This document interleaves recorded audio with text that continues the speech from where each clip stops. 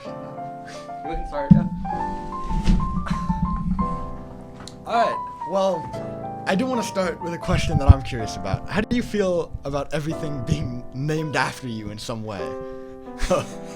Yeah, it's a little awkward. I can't complain because to some degree, at least the early stages of it, were a little bit by design, where when a lot of folks know the story of how Khan Academy got started. I was tutoring cousins, and I started writing software for them, and it was all web-based, so you have to find a domain name. Right. And I picked Khan Academy. I was like, oh, it's a family project, but it was a little bit more than that. I even then I had the somewhat delusional thought that, maybe this could turn into a real thing, and I could have called it like Education Planet or something that sounds like a typical like education, like ed tech kind of thing, and I thought, well, what if this could be something bigger than that? What if this could be like an institution? And I'm like, well, all the institutions I know of, the really reputable ones, they have someone's name in it, and so, or they have a place oftentimes too. Yeah. And they're not called like Academic Planet. They're called things like Khan Academy. So that was the original thinking behind Khan Academy having the name. And it was just a hobby at the time. You fast forward to 2008, 2009, when I set it up as a not-for-profit, and that's where I had to decide what do you name the nonprofit. And nonprofits, no one controls a nonprofit. It's not like a traditional startup where someone might have a majority and just kind of control it. And so my insecure side said, well, let me just put my name in it. It'll make it very hard for them to get rid of me as a nonprofit. I mean, it was true. That's why it seemed to work, and it worked. They haven't got rid of me yet. So that's the Khan Academy. Why the name got in there? Khan Lab School. It was one of these things where in 2013, 2014, when we were thinking about starting the school, originally we thought it might just be like a little bit of like a pod school. We weren't sure to what degree it was, but we still were going to set it up as a not-for-profit just for liability purposes and all of that. And when I told the Khan Academy board that, hey, you might see me be, starting another nonprofit, but it's just like a little pod schooling thing. You shouldn't worry about it. Some of the board members said, well, no, this is one of the reasons why I got excited about Khan Academy. Khan Academy can scale, but you're trying to reimagine holistically what learning could look like. This should be part of the broader umbrella.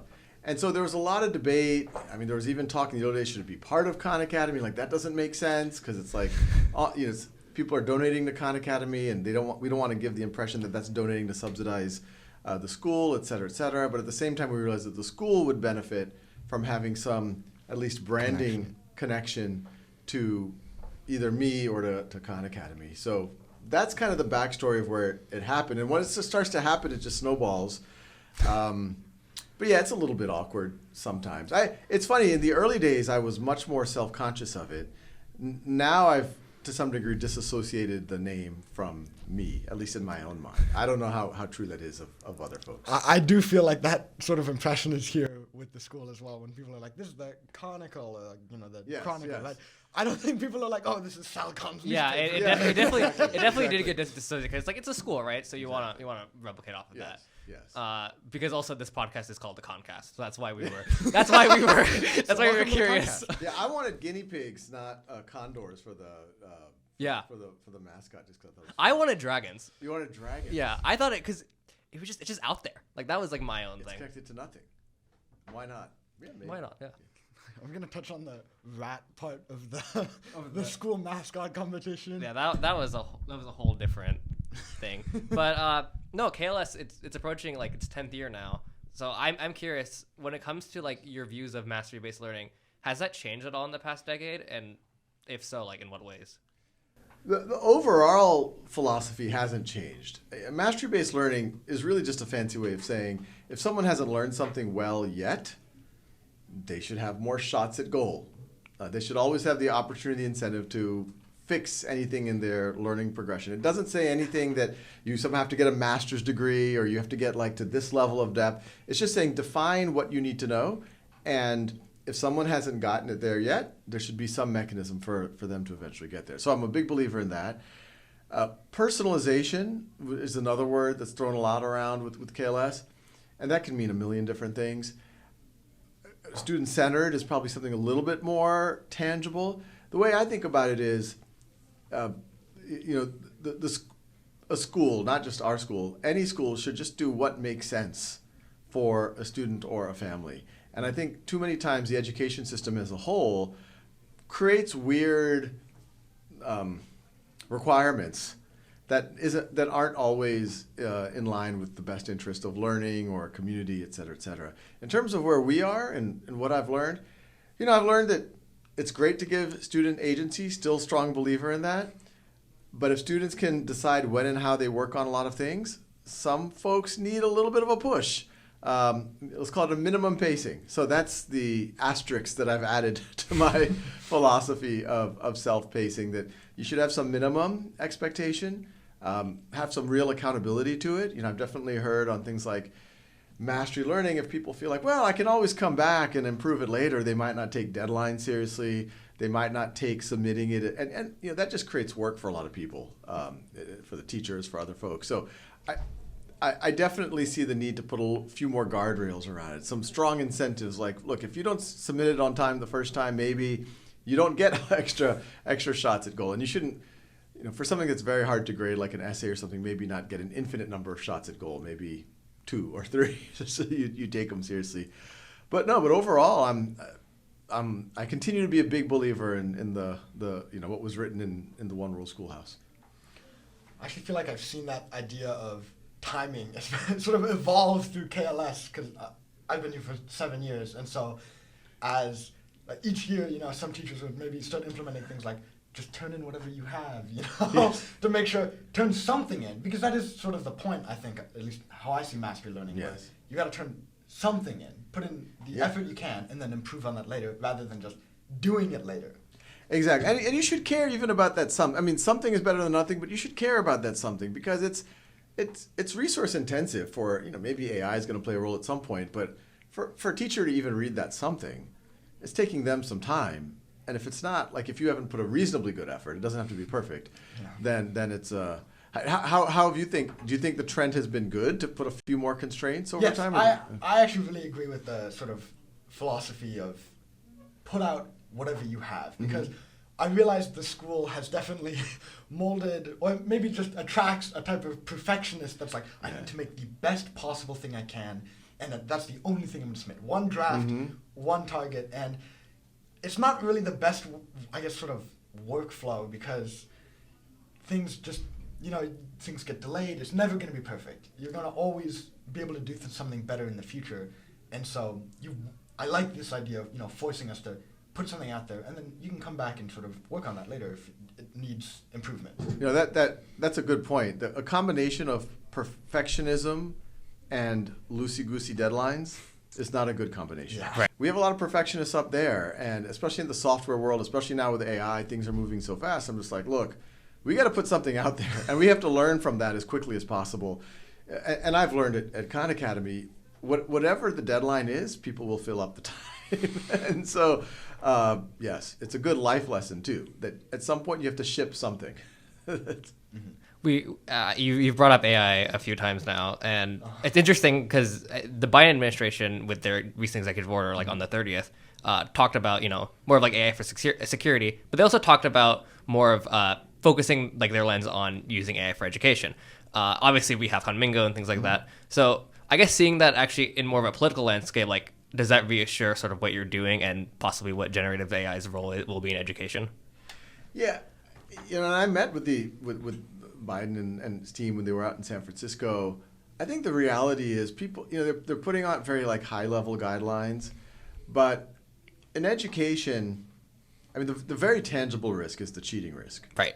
And that's not new to generative AI. I'm writing a book about this, Brave New Words, and you get it. That's good. I'm doing a chapter on cheating. Right. Due to AI, and it takes you about 2 seconds to realize AI didn't introduce it. There's websites that will write papers for you for $5 a page, et cetera, et cetera. Now, we think there's ways to mitigate it. At Khan Academy, we're working on it so a teacher can assign through Khanmigo. The AI supports the student as they write, and then the AI can report back to the teacher the entire process, not just the final output. Right. And so then it's very hard to cheat. If you paid someone online or if you use ChatGPT to write your essay, Khanmigo is just going to tell the teacher, I don't know where this came from. Like, this just showed up. Versus if you really work with the AI, say, yeah, we spent 4 hours on this thing. We had trouble coming up with a thesis statement. We eventually got there. We did a little outlining. And here's the whole transcript.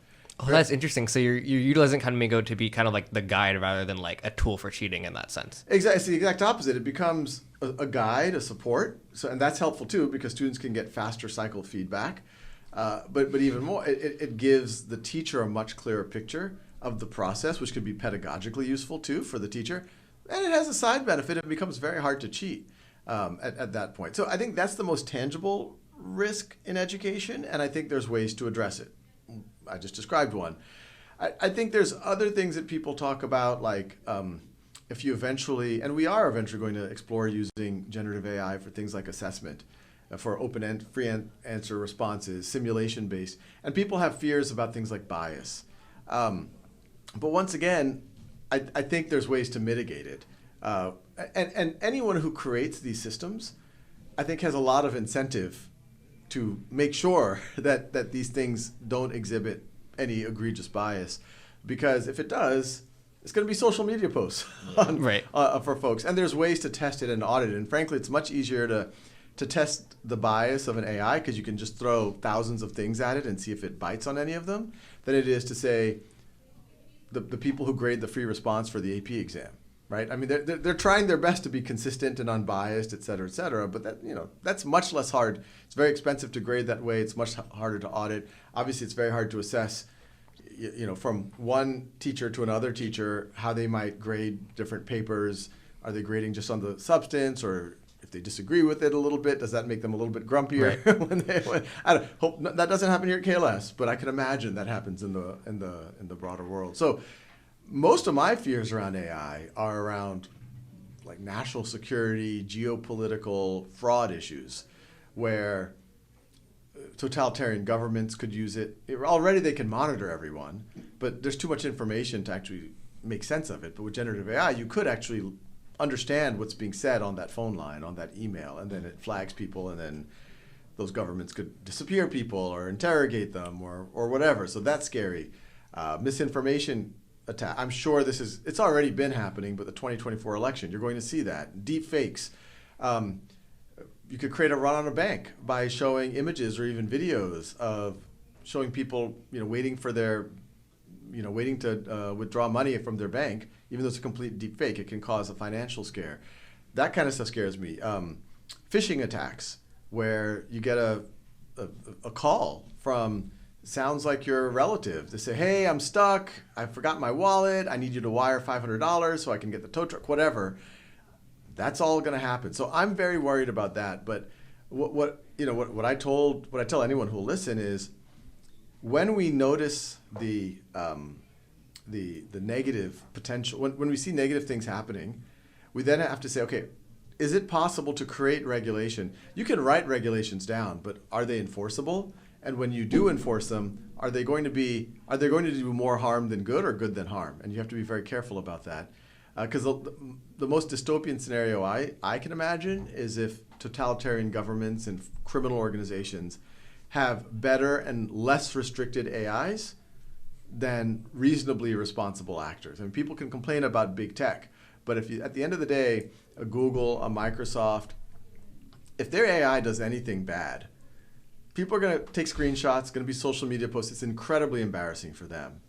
While obviously criminal organizations want their AI to do bad things. One thing about just generative AI in general is, especially when it comes to education, is hallucination and getting misinformation. So I'm just curious, when it comes to Khanmigo, what are some strategies used to prevent that? Like, are there any sort of like architectures like RAG used or anything, something like that you would use to prevent these issues? Yeah, the number one that GPT-4 is a good bit better than 3.5, and then the other thing we've obviously done a bunch of prompting behind the scenes, but then on top of that, we anchor it on Khan Academy content. Right. So we discourage it from trying to come up with facts that it does not have direct access to. I think in the coming probably year, you're going to see, whether it's on the Khanmigo layer or maybe even at the underlying model layer, more and more of AIs being able to validate what the data points. I know the folks at Google are working on ways where essentially they can footnote. They can say, oh yeah, here's the mass of the sun, and here's a link that shows you where it came from. Another thing we're looking at, right now you can say, okay, it minimizes hallucinations by anchoring on Khan Academy content, but Khan Academy covers a lot, but it doesn't cover everything. We're actually working right now, we have a hackathon going on right now at Khan Academy, and one of the projects which is going to turn into beyond a hackathon is Khanmigo existing outside of Khan Academy. So imagine going to any website, going to the New York Times, going to Wikipedia, and Khanmigo is there. And so then it can anchor on that. And it has all sorts of other interesting. You can get summaries. You can get quizzed on things. You can imagine assignments of the future where a teacher says, yeah, go read this article on, in the Atlantic. And then Khanmigo is going to quiz you on it to make sure that you understood it. And then the teacher gets a report back. Oh, okay, the students really look like they read it because they were able to answer the quiz. So I think, we talk a lot. I talk a lot to the OpenAI leadership team, to a lot of senior folks at Google. It's definitely front of mind. I think they're very zeroed in on this hallucination problem. Over the next year, I think it's going to get a lot better on their side. And then we are also doing what we can. But it's gotten dramatically better. We are measuring how often at least we get reports of it. And it's in the low single-digit percentages of all the reports and things like that. So we're feeling it's getting better. I wonder also if you're also taking I guess also human feedback, and if so, how much can you also trust that if it's really just a kid who might not understand why it's right, and you're getting something like that? How do you handle issues like that? Yeah, there could be a lot of, I don't know, we would call it a false positive of a hallucination. What we're doing is we're logging all of this stuff, and then we're then classifying it, actually using generative AI behind the scenes, and then we have human beings going back, and then and validating whether these are really hallucinations or whether they're not. And we're on the cusp. The underlying models are about to allow us to do fine-tuned training of it. And so then we'll be able to do even more of this is bad, this is good. Are there, I guess, sort of underrated areas that AI can be used that doesn't get talked about a lot? We hear about, in national security, education, healthcare, but I'm just curious if you think of any fields that you think could really benefit that doesn't really get talked about. It's almost any field if you think about it for an hour. You're in my book, I interviewed Ethan Malik, who's a UPenn professor who's been writing a lot about using AI in education, and he's like, there's some fields that you think would never be touched by AI, like roofing. But then he actually talked to his roofer, and they were already using generative AI to help create invoices and help interpret all of that stuff. So, wow, it's any we've talked a lot about teachers being able to use it for lesson planning, creating rubrics, grading papers, writing progress reports. I think parents could use it. We're thinking about adding some parent activities on Khanmigo where, not your parents, but parents of younger kids. How do I get my kids to go to bed on time? How do I get them to listen to me better?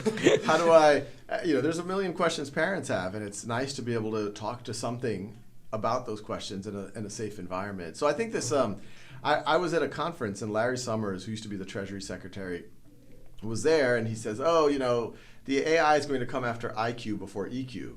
And I was like, I'm not so sure about that. Actually, it's in some ways, it's better at modeling what an empathetic counselor or advisor or coach would do, because it's less likely to hallucinate in those circumstances than when it's really. We know where it's worse is if you're doing hardcore deductive reasoning, super complex that requires a lot of nested it's amazing that these large language models can do it at all to begin with, but I'm especially curious because people mainly use Khan Academy for math, and when you have Khanmigo doing math, does that also kind of run into issues when you see that when it comes to math, sometimes it also tends to get things wrong more than if it's writing something that's that's just untrue. So I'm curious also if there's anything specific that you guys do to make sure the math is correct in the background. Yeah, and it's not 100% there yet. And once again, what I've been guiding the Khan Academy team is we launch things when we feel like it's disproportionately net good. And then there's ways to mitigate the negatives. Right. So one, I think there's just a digital literacy aspect of it. And it's not new to AI. There's things on the internet can be wrong too. But for sure. people should just know that they shouldn't take whatever a Gen AI or Conmigo tells them it's gospel. They should always, and I think that's healthy when you're dealing with another person. Even when you see a teacher write something on the board, you're like, hey, that doesn't make sense to me. Let me double check that. Everyone makes mistakes sometimes. But we've gone through great pains to make it much better at math than the underlying GPT-4 model. Right. So we do a bunch of things where, well, if you're doing a Khan Academy exercise, it obviously has the solution there and all the steps. When it asks you a question, what do you think the next step, and you answer it, before it answers you back, it actually is behind the scenes. I call them AI thoughts. It's coming up with what would have been reasonable answers that it would have responded to its own question. And then it compares your answer to that. And then even if they don't match up, it doesn't say you're wrong. And you've probably experienced this. It says, hey, I got something different. Can you explain like that looks off or something that like that? looks off. Can you? And that's actually what happens when, if we were to tutor each other, and let's say you're doing a problem and you got it, you got x equals 7, and what I would do if I'm your tutor is I would first, let me see how I could do this. I would say, okay, yeah, I'm getting x equals 5, but I'm doing it without paper. So maybe I'm like, yeah, I didn't quite get that. Explain how you got that. And when you explain it, I'm like, oh, yeah, that's right. Or, oh, no, you forgot that step. A negative sign disappeared. What happened? Things like that. Yeah. So it's that act of, I guess what ChatGPT might be missing if you're using that for a math homework is kind of like going back and forth of like, how did you get there? That's kind of like its thing in that sense. Yeah, and I think that's what a good tutor would do. I as you know, ChatGPT, or even if you use GPT-4 out the box, it would just kind of give answers. It's not doing a lot behind the scenes, even making sure those answers are correct. It can be almost sure of itself when it shouldn't be. Mm-hmm. We've made Conmigo, it'll ask Socratic questions. It won't give you the answer. We're doing behind the scenes. It's checking its own math, in some cases 2 or 3 times before it comes back to you. And even then it'll say, well, I got something different. Explain your reason, which is pedagogically good. I also wonder if, since Conmigo it's directed toward minors and learning, if there's any sort of safety concerns that are additional here rather than any sort of other AI language model that you might be dealing with. Yeah, and the guardrails, and y'all have seen it when you've used Conmigo, all the interactions are recorded and are viewable by the parent or the teacher accounts that are tied to it. We have a second moderation API, an AI that's moderating it. I actually think it's gotten overly strict. I don't know if y'all have run into the moderation AI shutting down. I have not, no. That's good. That means you're a good actor, not having any shady conversations. Phew. But I was demoing Conmigo the other day, and there's a debate you can have about the death penalty. And so it was we were having an above the board debate. We weren't getting into gruesome topics, but it shut down the conversation because it is on a more sensitive topic. Sensitive topic. And I was using my account, which is an over 18 account. So I'm like, oh, it's extra cautious on that. But yeah, we have that, and obviously it doesn't. All the prompting is so that it doesn't cheat. It's really there to support you. It seems like for Conmigo to work, there's a lot of other AIs kind of watching it to make sure it's working. Conmigo eventually is going to be a host of AIs working in concert. Yeah. Which in a lot of ways is like the human mind works. I took a class when I was in college called Society of Mind by Marvin Minsky. Marvin Minsky is one of the early kind of titans of AI. And his whole theory is that, the mind is literally, it's a society. That there's a bunch of competing processes that generate competing thoughts, which I think if you introspect on what's going on in your own mind is pretty accurate. You have these thoughts coming, and some of them have get amplified enough that you're like, okay, I'll say that, or I'll do that. But then I was like, oh, that's not a good idea, or there's competing thoughts. And I think you're going to see something very similar with generative AI. You also obviously have a lot of, education products. I'm curious when it comes to something like Schoolhouse.world, how do you see, any sort of AI incorporation there? And I'm also curious, does it feel a little, backwards in some sense when you have this AI tutor, but Schoolhouse.world is about, having kids tutor other kids? Yeah, well, I think there's a lot of, I'll answer them in reverse order. Okay.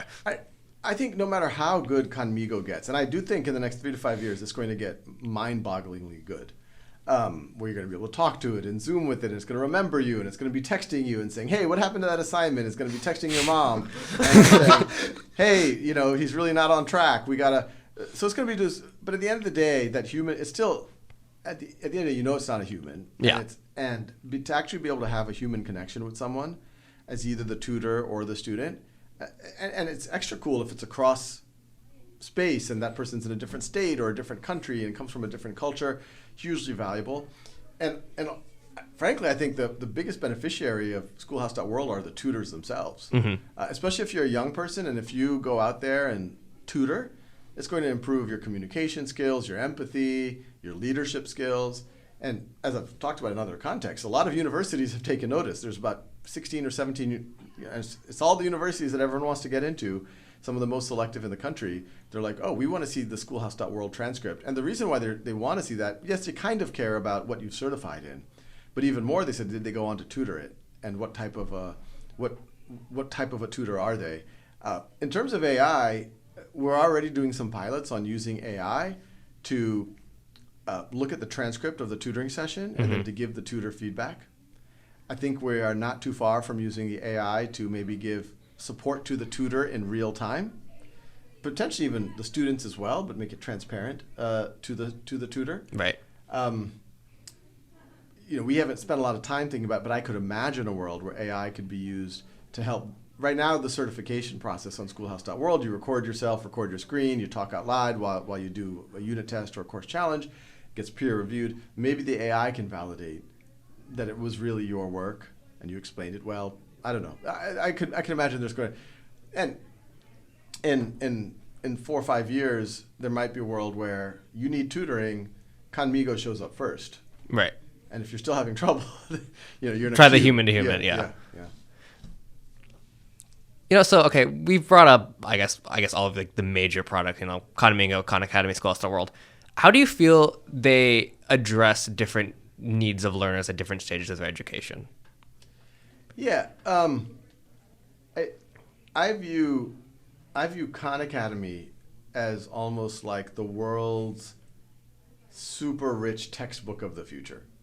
Our goal is to cover all of the core academic material from pre-K through the core of college, to do it in a way that it supports personalization and mastery, which means students can learn at their own time and pace. They have practice exercises. They get supported by videos and hints, articles. Now Conmigo. So it's getting pretty far. And when you start thinking about even videos a little bit, but especially AI, it's going much, much further than an interactive textbook. It's now getting into the domain of some of the things that a school does. But a school does much, much more, as you know, than what Khan Academy can do. And so that is really the thought process behind Khan Lab School and Khan World School. I mean, I had a selfish motivation. I needed a place to send my own kids. But even more, I don't want to die before at least trying to see if we can create a new way of doing things that is reasonable for other people to emulate. Because it would be sad if the world is changing, but in 50 years schools look for the most part the same. That would be, I think, a lost opportunity. And Schoolhouse.world is interesting because in some ways, Khan Academy is very high scale, very fast. Schoolhouse.world in theory could scale faster than KLS can, for sure. Yeah. Khan World School could potentially scale pretty fast as well. But I kind of view it as there's the rich stuff like KLS where you can use Khan Academy, you can use Schoolhouse.world, but then there's a bunch of other bespoke stuff that the school does that doesn't scale well. Mm-hmm. But maybe Schoolhouse.world can take pieces of that, or Khan World School can take pieces of that and make a more scaled up version of it so that you can actually truly start offering a free world-class education for anyone, anywhere at some point. And how do you think, Conmigo would play into also all of that? One, it allows us, Khan Academy's ambition was pre-K through the core of college, all core academic subjects. As you know, math is where we're strongest. We have the whole progression there. Science is close behind that. We have some humanities. But if you asked me a year and a half ago, I would have said, hey, it's at least 10 years before Khan Academy is going to be able to scale things like writing support or writing feedback or being able to do a lab or be able to do a simulation, do some of that higher order things. I said that's the domain of the physical school. But now with generative AI, you can start doing a lot more, a lot more of that. I hope in a year teachers at KLS or other places, or, well, two things. If you have a great school like KLS, your teacher might say, hey, I want you to work with Marie Curie on classifying this new radioactive element. And it's like a simulation. And when you do it, the simulation of Marie Curie sends a note to your teacher saying, yeah, all good. We went back and forth. We eventually did it. But also, if you're an independent learner, if you're just some kid in rural Alaska and, already Khan Academy, or you're a young girl in Afghanistan, already Khan Academy might be a lifeline for you. Mm-hmm. But now this will give you access to even richer types of, you could enter into Socratic dialogue, you could have, you can get that simulation with Marie Curie, you can get really high quality writing coaching, all of which I thought was, maybe we'll get to in my lifetime. It's now happening as we speak. So yeah, Conmigo allows us to go broader and deeper much faster. When it comes to, I guess, access to education, how would you support, I guess, groups and people who may not have access to, I guess, internet or these high speed broadband? So how would you be able to support them through like Khan Academy, Conmigo, Schoolhouse.world when it's really purely just offline access? Yeah, this has been a question from day one at Khan Academy. The good news, and there have been efforts, and there still are, where people take things like Khan Academy videos, they put them offline or on DVDs, or they broadcast them on over the air. But that's suboptimal, because I think even classic Khan Academy, the core of the learning is the practice and the feedback. And with Conmigo, first of all, Conmigo, you can't even have it sit on a standalone device right now. The computation power doesn't exist. The good news is the adoption curve of devices and the internet is one of the fastest adoption curves in history. And one of the few silver linings of the pandemic was that it accelerated that even more. Every part of the world figured out some type of a solution. And then you have SpaceX and Starlink. And so I feel confident that, first of all, over the last 10 years, you've already seen a dramatic reduction. Places like India, 10 years ago, if you wanted internet access, it cost similar to the United States. It was something like 30, in some cases more expensive than the United States. It was 30, 40, 50 US dollars. Today, you can get internet access on your cell phone for dollars, single digit dollars. So that's a pretty dramatic. Things like Starlink might make that cheaper. And so our goal is to ride on top of that wave. Now, generative AI is also more expensive than just traditional web hosting, et cetera, et cetera. Right. But that also seems to be coming down by at least an order of magnitude, hopefully every year or so, at least in the short run. So, and the other good news, we've been talking about this at Khan Academy, we have a dedicated instance for GPT-4 right now. Right. And we're like, no one's using it in the middle of the night. Like, why don't we just let people in India use it? Why don't we let people in the Philippines, and those are both geographies where we have teams on the ground, and so we can start running tests. So yeah, we're doing everything we can to figure out how they can access it. So around this time, it's kind of this sort of college application season. I know Matty has been experiencing some of that. So I'm just curious about, I guess, your own, college application experience, and I guess any sort of advice around that you might have to give. Yeah, my experience, I did it in the most naive way as possible, and which in some ways was good. I applied to 4 colleges. That might seem shocking to you all now. That is very shocking, yes. Everyone applies to 15, 16. But I applied locally to Tulane. I grew up in New Orleans. A lot of the kids with similar academics to myself were getting full ride scholarships to Tulane. So I was like, yeah, that could be a good bet. In the last, while I was in high school, some of the really accomplished kids in my school had gone to Rice. Mm-hmm. So I'm like, I'll apply to Rice. And then my sister was at Brown. I said, I'll apply to Brown. And one of my uncles told me when I was 7 years old that if I wanted to be an engineer, I should think about MIT. So I said, all right, I'll apply to MIT. That was literally, I'd never visited. That was my thought process. And honestly, the only reason I even applied to those schools is my sister taught me about financial aid. Like, that the tuition even then at most of these schools was more than my mom made in a year. Right. And it's interesting. When I applied, I kind of just showed up for the SAT and the ACT because I didn't even know prep was a thing. And when I wrote my essays, I just had fun with them. Like I wrote a really like surreal essay for most of my, like I was just. Do you remember what they were about? Oh yeah. I remember some of it. I remember my MIT essay. It was about a real dream that I had,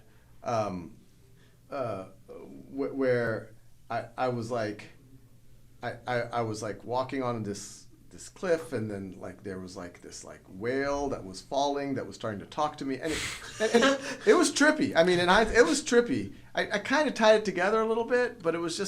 And I remember Rice at the time. They gave you a piece of paper where they say, do whatever you want with this piece of paper. Oh, now they have the Rice box. They still have that. Well, you have to submit any photo, no context, no caption, just Oh. some photo, and just say, Back then they just gave, and I drew this big, elaborate, somewhat surreal thing.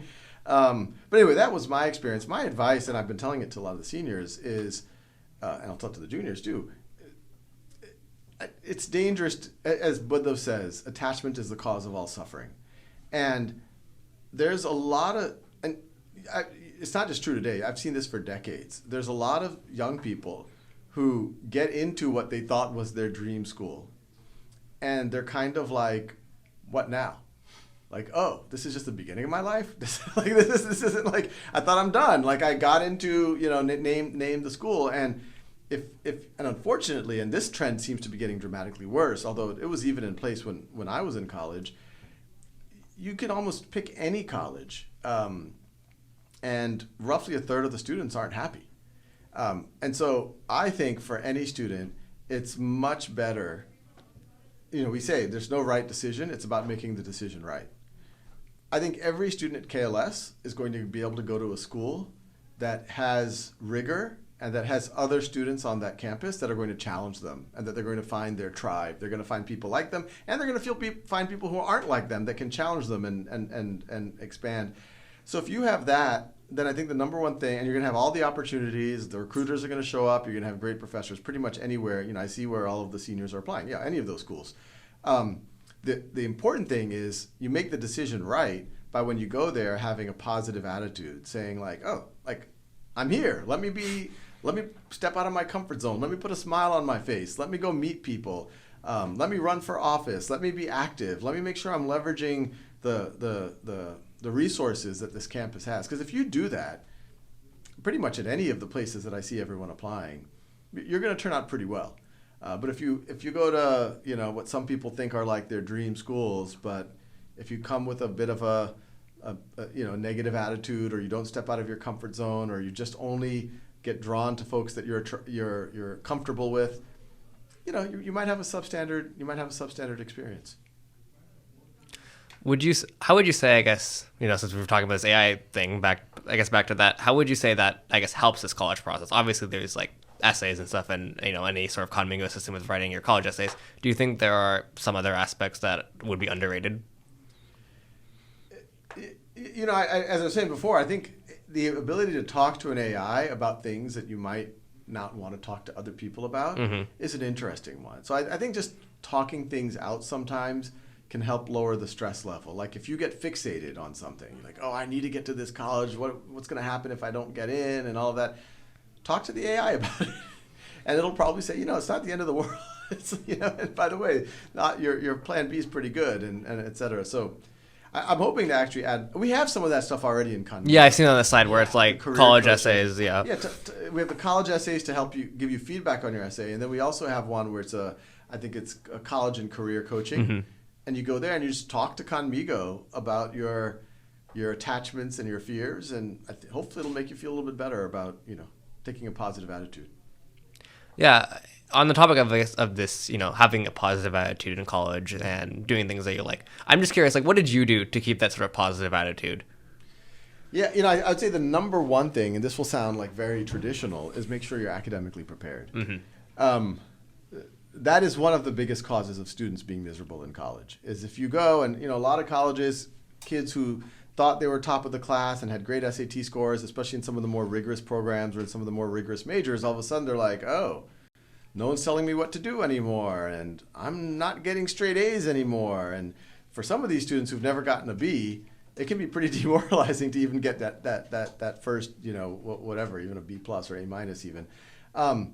So the good news is, I think students here, we do a little bit of sleuthing for how the last 3 graduating classes have done, and I think they all are doing well. Like none of them feel underprepared, and also a lot of the independence that you've been given at KLS, you've essentially been treated like a college student here. I mean, you've also taken college classes, but that level of independence, no one's spoon feeding you and giving you busy work around every corner. That's going to translate well when you go to college. So knock on wood, most KLS students already have that under their belt. I think on top of that, and this might surprise folks, and I still am an introvert. Like if I'm at a cocktail party or if I'm giving speeches and stuff like that, I need to go home and just meditate. I just need to go put my pajamas on, watch some reality television or something. I just need to meditate, do something, read some science fiction by myself. So I knew I wanted to stretch myself in the other direction. So one of the first clubs I joined when I got to MIT was it was called Roadkill Buffet. It was the improv troupe. So if you're an introvert joining a comedy improv troupe, we'll stretch you. It will. You have to go to random college campuses, get on stage in front of hundreds of people, and they'll say, okay, give me a setting, give me a scenario. What character am I? What character are they? And then you have to just do stuff. And honestly, even to this day, I only did it for a year, but I learned a ton. But it was the most stressful thing I've ever done. But I did things like that. I joined any club that I thought was interesting. I dropped a few that I thought, oh, it's not as interesting. But then once I got active in things, I ran for leadership positions in them. Eventually, I remember in my junior year, I'm like, I'm going to run for senior class president. A lot of my friends are like, why? I'm like, well, it just seems like something to do. Push yourself out of the comfort zone. And it did, because if you're going to run for something like that, you have to go meet people that you don't know and go talk to them and sometimes they'll be rude to you, but it's a super, super valuable skill. So yeah, I think at almost any university, the number of resources and opportunities are there. It's just boundless, especially if you're willing to step out of your comfort zone and not just attach yourself to what you like. I've heard about you running for senior class president. Did you sort of apply this, do something I haven't done before, sort of type mindset to some of the classes you were taking at MIT? For sure. And even the running for office, the first time I pushed myself out of my comfort zone was actually in high school. I ran for senior class president and I lost. And I'm like, well, the term growth mindset wasn't really in the vernacular back then, but I was like, what kind of a resilient person am I if I give up? So that's why I went for it again in undergrad and went for it again in business school. But the classes wise, I took some class. It's interesting. Some of the classes that you either take because it's just different, or you think it might be easy because you have a hard load other than that class, are some of the best classes you take. I took a class in acting my first term freshman year in college, and once again, it pushed you out of your comfort zone. Like you had to do things and exercises. For anyone who's never taken an acting class, it's pretty. It makes you a little bit more comfortable or aware of your body and your expressions and things like that. There was another class I took second semester freshman year called Studio Art.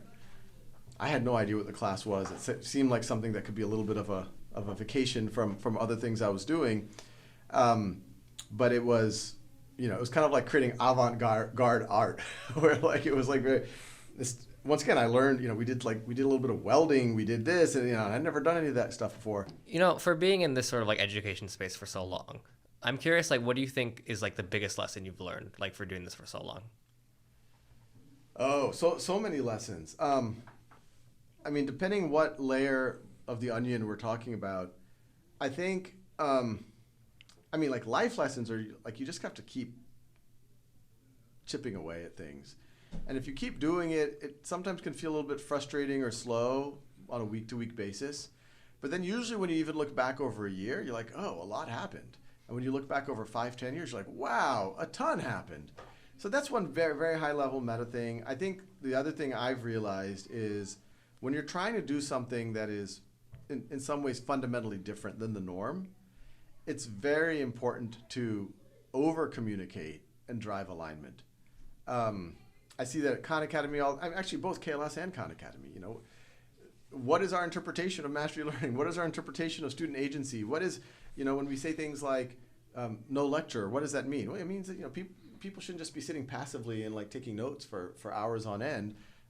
It could be teacher directed at times. It could, if they might be leading a conversation or, but if you just write these things down one time 10 years ago, organizations and institutions have a tendency to either just go in a bunch of different directions or gravitate to what folks are comfortable with or what they're used to. And so if you want things to be different and change and really challenge assumptions, someone, and ideally a bunch of people, need to be constantly reinforcing those ideas. Otherwise, there's gravity. No, yeah, that makes sense. Overall, in terms, I did ask sort of, I guess, like advice for college, but also, I guess, what would be an advice just for any student who's like in any grade that you would have? Yeah, I mean, so I'll start with like very, you know, it'll sound like Uncle Sal advice.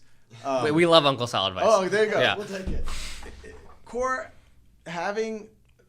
Having mastery of your core academics will go a long way. As I said, one of the number one reasons why students, when they get to college, become miserable is that they feel overly stressed due to the academics. Right. So that's why, and you know, and related to that, if you talk to a lot of adults, and if you really start peeling the onion of like, did you do what you wanted to do? And they're like, well, no, I kind of want, you know, not everyone will say this, but some people say, oh, you know, I kind of wanted to be an engineer, but I realized when I took that first multivariable class or that first differential equation, that was out of my head. So then I transferred to something else. Not everyone's going to say that, but you'll sometimes hear that. And what a shame, right? Because they were completely capable of learning that material ahead of time and then being able to go in there.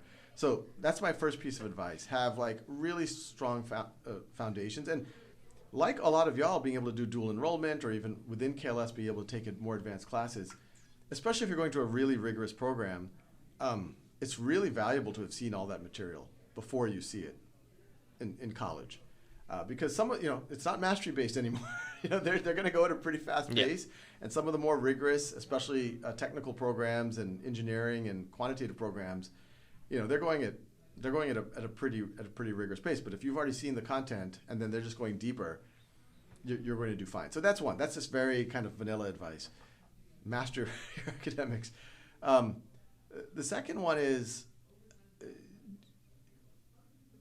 you know, be like obnoxiously resilient and perseverant. You know, the number of times that even some people who care about you, friends, family, they might encourage you to say, hey, you know, maybe this isn't your thing, or why are you even trying to start that business, or why are you even trying to do that thing? You know, there is a tension. At some point, you have to know when you might have to cut your losses. Right. But I think but you shouldn't do it right when you hit your first hurdle. So I think that is advice I would say like definitely, it's very simple advice. Smile. Both of y'all should smile right now.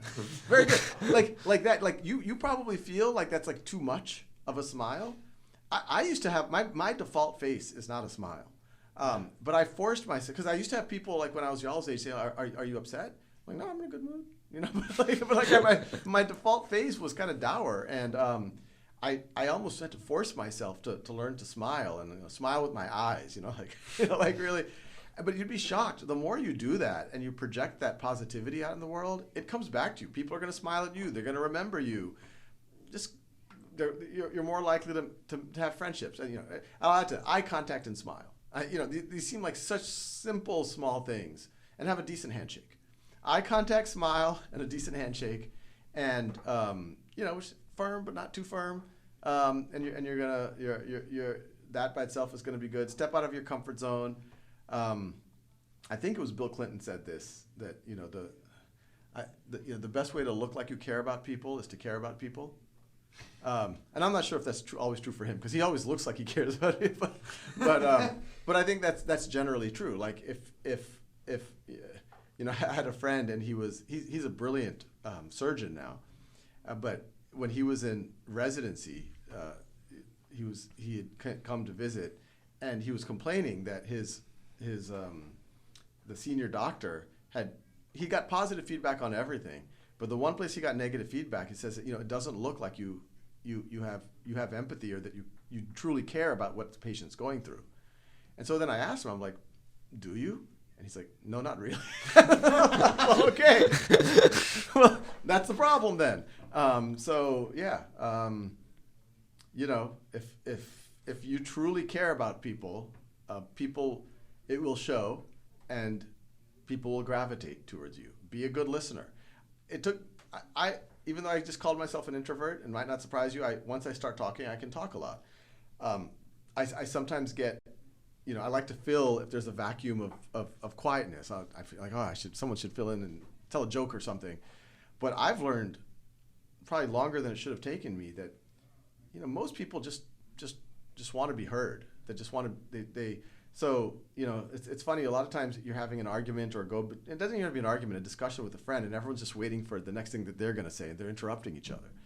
But you're going to have you should always say, what's the incentive in this interaction? Am I trying to somehow just interrupt my friend or my family member or whatever, or do I want them to feel better after having interacted with me?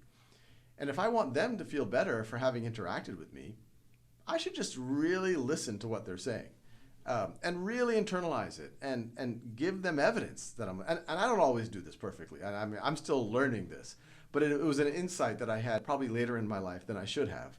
That sometimes you don't have to put on yourself that you have to be the one to perform. You have to be the one that, if you just listen carefully, a lot of good things will come. The last thing I'll say is meditate.